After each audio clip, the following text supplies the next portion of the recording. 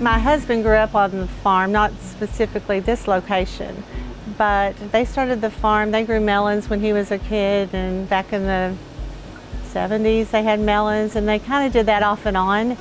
And so he kind of took over some, and he also farms with his two brothers. This is kind of a partnership here. This is our new location. We've been here about 6-7 years. We also row crop, so it's a good thing to have as a supplement sometimes, to have that extra income. We do have several varieties of melons. Blackjack is one of our seedless. They all think it's a black diamond. It is not. It is a seedless melon, but that's been a really good seller. Then we also carry seedless, of course, and all that. When we start melons, first day of melons is a crazy day. First day of corn is a crazy day. So yeah, we have several crazy days. We grow about 35 acres. In the peak, we'll run through 2 or 3, 4 bins of those a day. Honestly, what I tell them, my husband's done this so long that if he thumps it and it's good enough to come up here, then it's good enough to sell.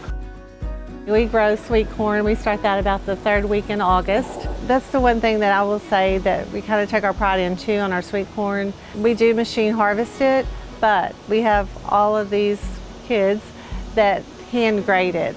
And so I know when they have a bag of corn, it's a good bag of corn.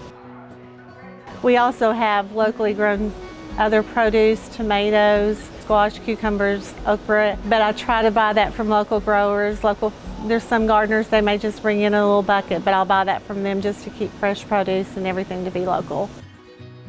We also have locally grown honey. We have a beekeeper who puts his hives in our watermelon patch, which is great for pollination and helps us along the way, but then it kind of goes full circle because I buy it back from him and we come back and then we're able to provide it to the customer.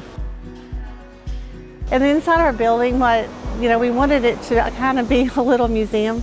We have on one wall photos of farmers from way years gone past. Allen canning used to be a big thing. Wofford Farms in Alma grew a lot. They had their own personal canners. So we have tons of pictures in there of memorabilia that are from older farmers.